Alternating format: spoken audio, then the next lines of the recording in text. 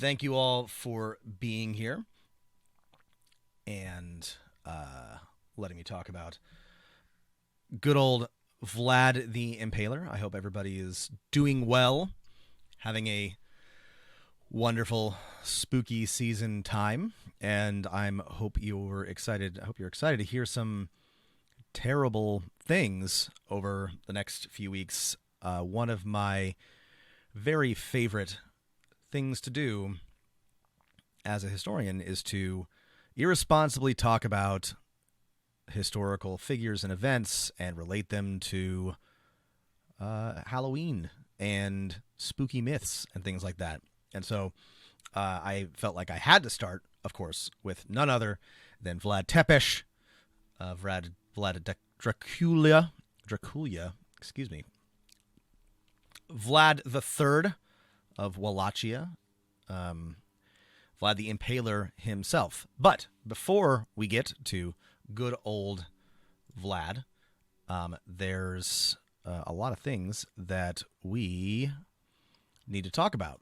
So buckle up, bear with me, and we're going to talk about some very, very exciting things. So first, of course, before we get to anything else, we have to talk about the Ottomans.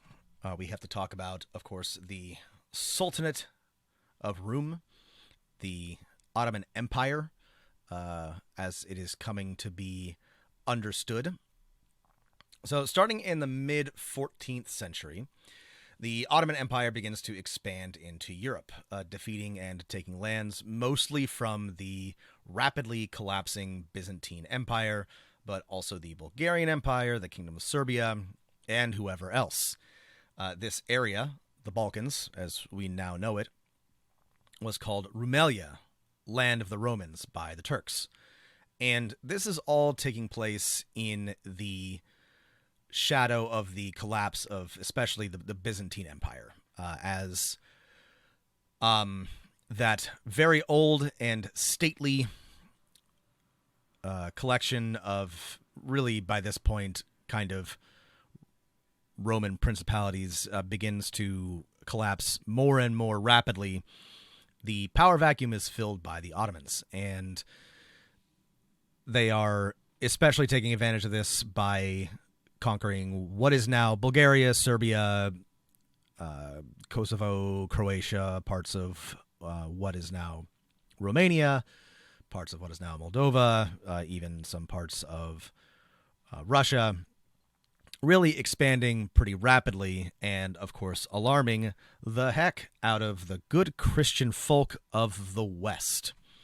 So the late 14th century for Christendom is a pretty low point.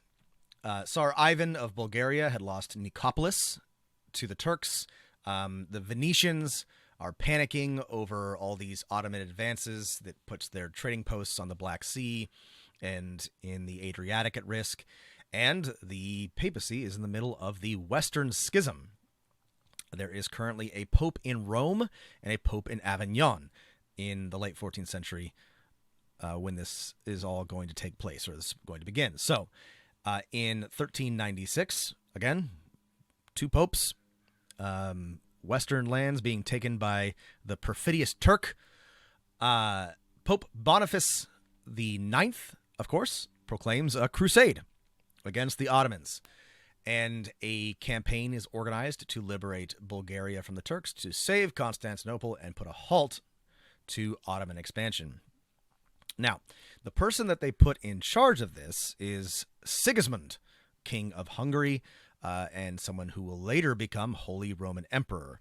He's also known as Sigismund of Luxembourg. He was Elector of Bohemia later. Anyway, he was nominally in charge of this crusade, which contained between 15,000 and 20,000 fighting men, including a large number of Knights Hospitaller from Rhodes, where they had been fighting the Ottomans for quite a while after being expelled or partially expelled from the Holy Land, and soldiers from all over Europe, Germany, France, Poland, etc. The actual numbers of this crusade are pretty wildly disputed. Most contemporary sources place it somewhere between, again, 15,000, 30,000.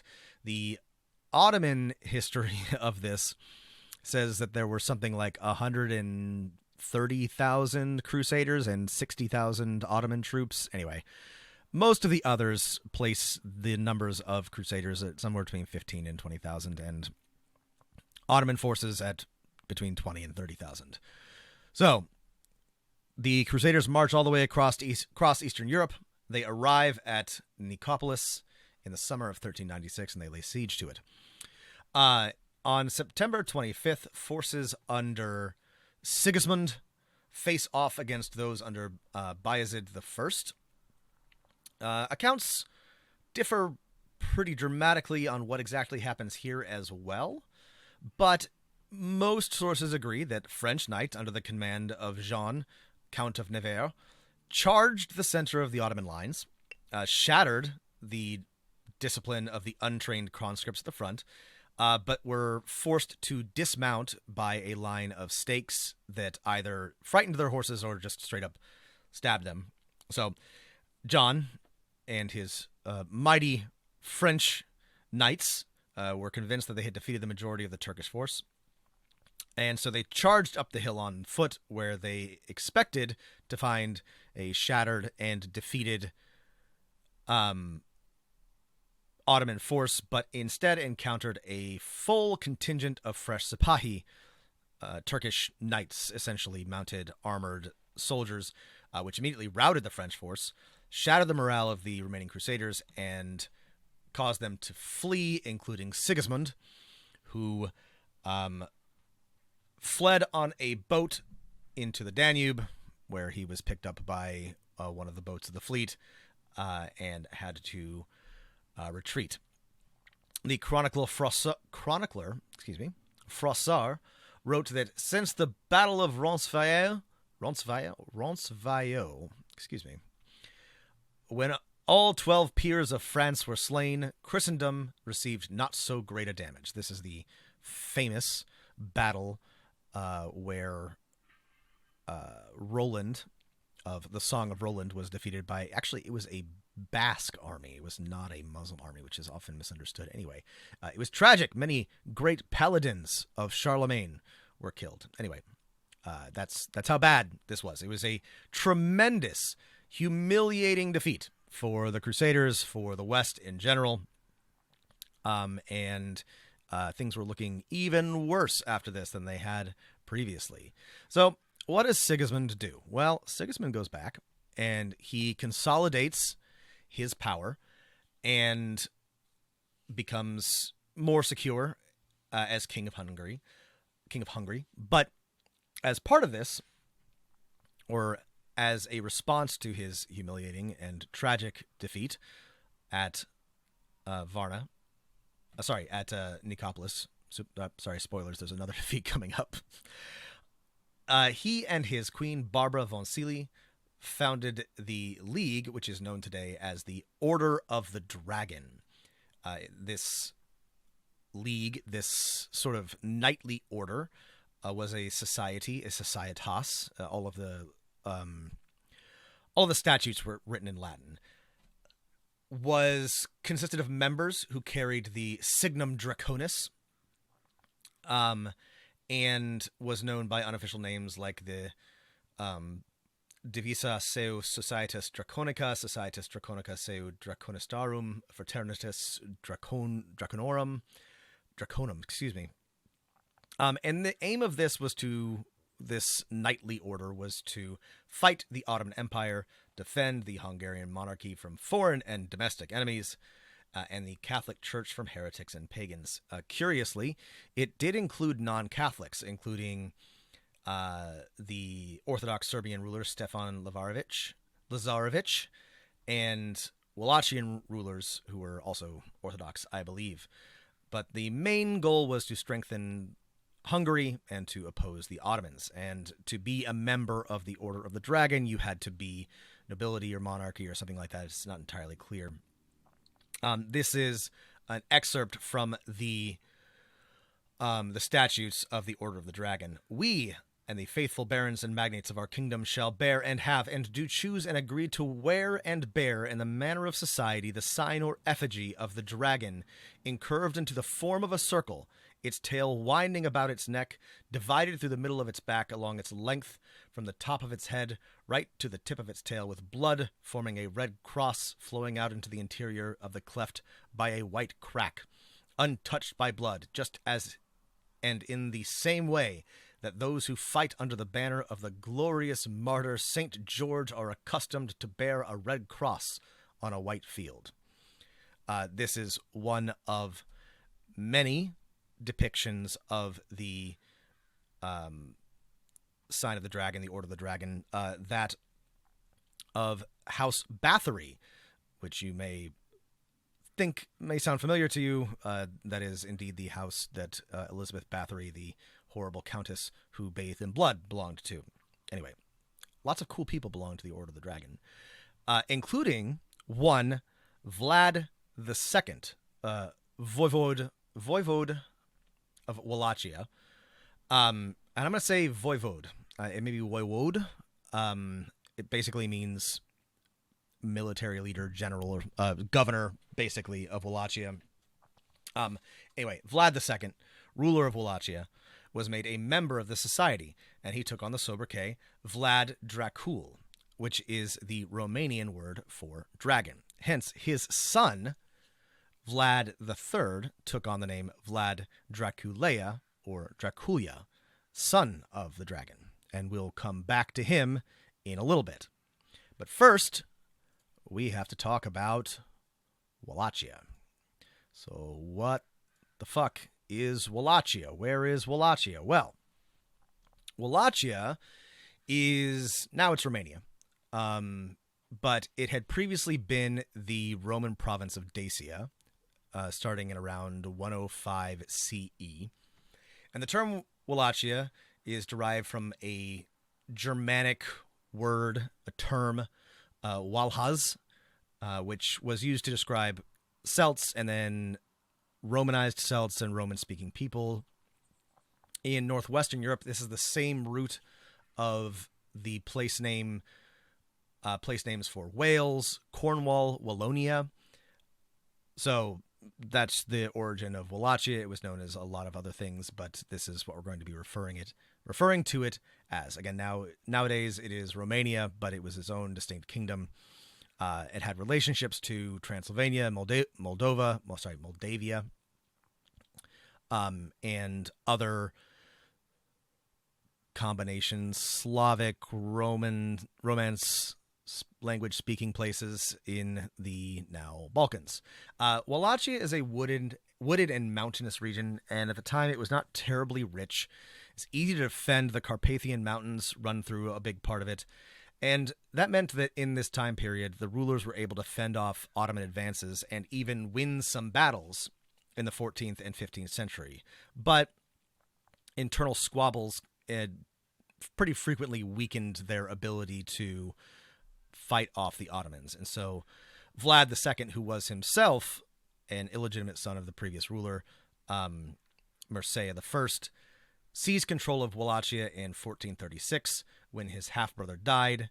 He hoped to gain Ottoman assistance in keeping his throne, so he left his eldest son, Mircea II, as voivode and traveled to Gallipoli to demonstrate loyalty to the Ottoman Sultan, Mehmed II. And he brought his sons, Vlad III and Radu, with him. But all three of them were imprisoned by the Sultan. Vlad II was released a year later, but Vlad III and Radu were kept as hostages. Now, you may be wondering about, since this is a lecture about Dracula, where Transylvania comes into this. Well, Transylvania is Hungarian land at this time, and it is Hungarian land largely throughout this time period. And you'll see that in later time periods, or in later bits of the Draculesti rule, that parts of Transylvania become Wallachian land, but for the most part, Transylvania remains Hungarian, and it is for much of the early modern period. So if you were expecting this to take place significantly in Transylvania, it doesn't, but parts of it do. So it's the early 1440s.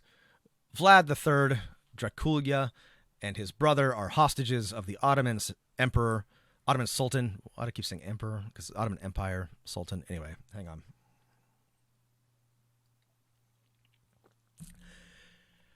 And the good Christian folk of Europe are living in fear of Turkish invasion. So in 1443, once again, would you believe it, Pope Eugene IV calls for another crusade against the Ottomans, and King Vladislav III of Poland, John Hunyadi of Hungary, Philip of Burgundy, and Vlad's elder brother Mircea answer the call. So this crusade culminates in 1444 at the Battle of Varna, which you're seeing here in Bulgaria, where the young king, Vladislav, which you can see right here in the center of this painting, led a charge directly against Murad II, nearly broke through, but the king's horse was cut out from under him, and the Polish monarch was reportedly beheaded with a single stroke by the Janissary Koja Hazar. Hunyadi fled with the rest of his forces, suffering tremendous losses. Another catastrophic defeat for Western Christendom and the Crusaders. Vlad II, unfortunately, had backed the Crusaders in this campaign and was forced to pay tribute to the Ottomans in exchange for the safety of his sons and the continued independence, or nominal independence, of his kingdom. Unfortunately for Vlad II, the Ottomans are not the only people that he has to worry about. This is a painting of Vlad, a very funny painting of Vlad. And in 1447, for reasons that are somewhat unclear, John Hunyadi decided to give support to a pretender to the Wallachian throne, another Vladislav, Vlad III's cousin, and invaded Wallachia with his support, or nominally to support him. Vlad II was captured and killed, and again, according to a couple of sources, Mircea, Dracula's elder brother, was captured, blinded, and buried alive. It's a pretty, it is a pretty metal time period. Lots of extremely brutal things happening to people. However, with his father and brother dead, Vlad III is now a major claimant to the throne of Wallachia and has an opportunity to, become ruler of it. And he returns to, there's a better picture here, returns to Wallachia at the head of an Ottoman army in 1447, fighting against the forces of John Hunyadi, who had somehow gathered another army and invaded Ottoman lands in the Balkans. Hunyadi and his crusaders were crushed again at the Second Battle of Kosovo, but Vladislav II returned to Wallachia with the remnants of his army, and Dracula, Vlad III, was forced to flee, ruling only for a couple of months in 1448. This is technically his first rule, but it doesn't last very long. So Vlad lives in exile in Edirne in the Ottoman Empire for a little while, and then in Moldavia, where he had some distant relatives. I'm not going to go into the Moldavian politics. There's a whole bunch of stuff that's also happening there, and it's hard enough to keep track of what's happening in Wallachia. So just know that his uncle by marriage, brother-in-law, possibly maternal uncle, is king, but also he gets deposed, and there's some cousins. The Balkans, the Byzantine Empire, all of this is a big time period, a big location for uncles and nephews doing terrible things to each other. It's real uncle land. Anyway, it's unclear what happens in the political situation to cause Hunyadi to do a turnabout here, but in 1456, there's evidence that Hunyadi is supporting Vlad III as a defender of the Transylvanian border, and essentially making him voivode once again. So Vlad returns to Wallachia with Hungarian support in either April, July, or August of 1456. It's unclear. Vladislav II, the pretender, his cousin, dies during this invasion. We have evidence of a letter from Vlad. Hold on just a moment. My cat is being very loud. We know that Vlad was voivode again in September of 1456 because he sent a letter to the burghers of Brasov, letting them know that he was there and going to defend them against the Ottomans. Multiple sources have recorded that that hundreds or thousands of people were executed at Vlad's order right here at the beginning of his reign. He began a purge against the boyars, the nobles who had participated in the murder of his father and elder brother, and who he's suspected of also plotting against him. The Byzantine historian Chalcondyles stated that Vlad quickly effected a great change and utterly revolutionized the affairs of Wallachia through granting the money, property, and other goods of the people he killed to his retainers, which is, I suppose, a very effective way of ruling in the late 15th century. So in 1457, shortly after taking power, Vlad takes advantage of a succession conflict in Hungary. Hunyadi dies. There's some disagreement on who should be king after Hunyadi is dead. And he invades Transylvania, where he is first reported to have captured and impaled prisoners, which you can see here. He occupied and controlled some areas of Transylvania and did for a while. Now, at the time, Transylvania was settled by large numbers of Germanic speaking peoples, the Transylvanian Saxons, as they were known. And relations with these people were becoming increasingly tense. So, in response to a trade dispute, something to do with iron that wasn't paid for, Vlad reportedly attacked a large number of Saxon merchants. And this is a letter written to the counselors of Brasov and Tarabarse. You know that King Matthias of Hungary, the king at the time is Matthias Corvinus. I do not have time to talk very much about Matthias Corvinus. We'll come back to him. You'll hear about him some more. Anyway, just know that he's king. Anyway, you know that King Matthias has sent me, and when I came to Tarabarse, the officials and counselors of Brasov and the old men of Tarabarse cried to us with broken hearts about the things which Dracula, our enemy, did, how he did not remain faithful to our lord the king, and has sided with the Ottomans. He captured all the merchants of Brasov and Tarabarse, who had gone in peace to Wallachia, and took all their wealth. But he was not satisfied only with the wealth of these people, but he imprisoned them and impaled them, 41 in all.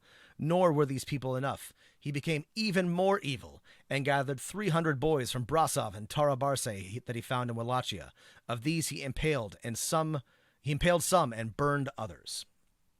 So it's pretty well established that Vlad, right out of the gate, starts impaling people, sticking people on pikes. Why he did this, why he chose this particular form of execution is unclear, but he had a real knack for it, and he loved to do it, and this is how he liked to make his mark on the world, by sticking people on spikes. So he rules for a few years, impales some people, takes over Transylvania, pisses off his neighbors, upsets all the merchants.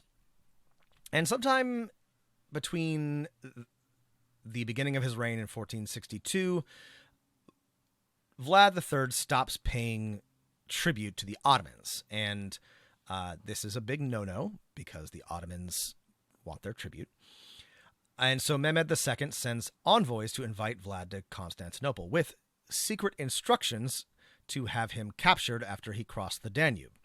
Vlad discovered this and had the envoys, you guessed it, impaled. After the execution of these Ottoman officials, Vlad gave orders to the commander of the fortress of Giurgiu, which had been captured and taken over by the Turks when he was restored to rule. He told the commander to open the gates, enabling the Wallachian soldiers to break the fortress and captured it. He invaded the Ottoman Empire proper, devastating villages along the Danube, and wrote to Matthias Corvinus about the military action in February, stating that more than 23,000 Turks and Bulgarians had been killed at his order during the campaign. He wanted military assistance from Matthias Corvinus and declared that he had broken the peace with the Sultan for the honor of the king and the Holy Crown of Hungary and for the preservation of Christianity and the strengthening of the Catholic faith. In retaliation, Mehmed II gathered together a force of reportedly 150,000 men and invaded, forcing Vlad to adopt a scorched earth campaign and flee back to Targoviste, the capital of Wallachia. During the night of June 16th, while the Ottomans slept, Vlad broke into the Ottoman camp in an attempt to capture or kill the Sultan. You can see that here in this painting. He's raiding the camp in the middle of the night. Either he hoped to imprison, probably impale, or just kill the Sultan and scatter the Ottoman army, but the Wallachians,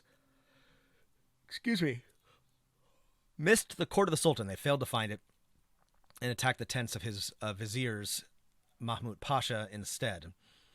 Mehmed II made it to Targoviste at the end of June, but Vlad had already fled, and he discovered nothing but a forest of the impaled. Thousands of executed people. This is from, again, Shalko Kandailis. The Sultan's army entered into the area of the impalements, which was 17 stades long and 7 stades wide. Is a stadium. Units of measurement. There were large stakes there on which, as it was said, about 20,000 men, women, and children had been spitted. Quite a sight for the Turks and the Sultan himself.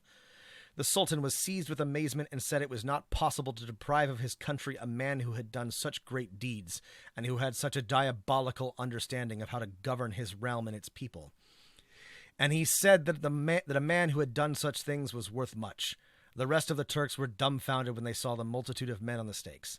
They were infants, too, affixed to their mothers on the stakes, and birds had made their nests in their entrails. Sorry, that's very gross. So, Vlad continues to flee from the advancing Ottoman army. He really can't fight.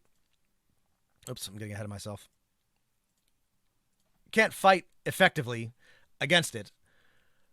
And enters into he flees to the Carpathian Mountains on the border of Transylvania and enters into some negotiations with Matthias Corvinus, hoping to get him to help fight the Ottomans. But Corvinus is not in the mood for war with the Ottoman Empire, and so he has Vlad captured and imprisoned. Now, Corvinus presents 3 letters to the Pope, allegedly written by Vlad, which apparently say that Vlad was offering to join his forces with the Sultan's army against Hungary if the Sultan restored him to the throne. Historians agree that these documents were forged by Matthias Corvinus to give grounds for Vlad's imprisonment, and very little is known of what happened to him between 62 and 1475. But in 1475, Stephen III of Moldavia, one distant relative to Vlad, sends envoys to Matthias Corvinus asking him to send Vlad to Wallachia to fight against Basarab Leota, who was serving as voivode under the Ottomans.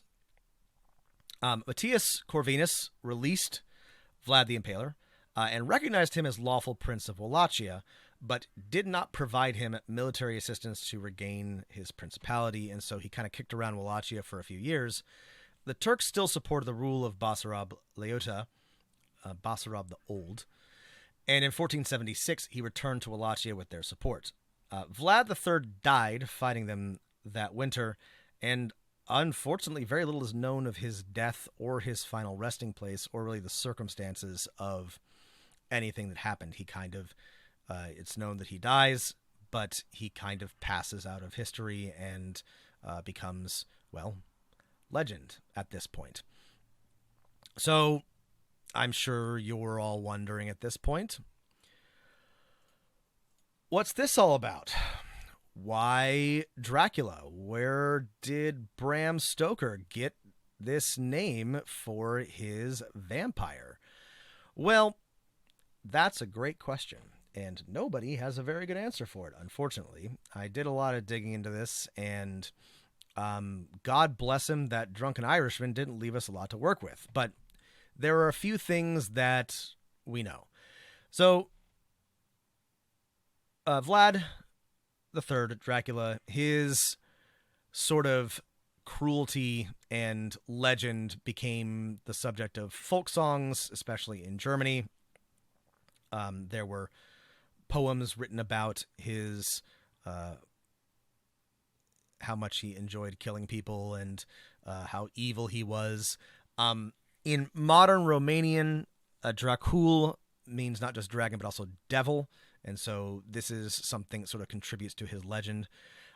It's clear that Bram Stoker came across some legends about the vampire, in a book of folklore, and that he had been exposed to a very small amount of information, maybe a little bit about the life of Vlad III of Dracula at some point, but it's also clear that in the 1890s, he did not have a whole lot of historical material to work with and may have only just read the name.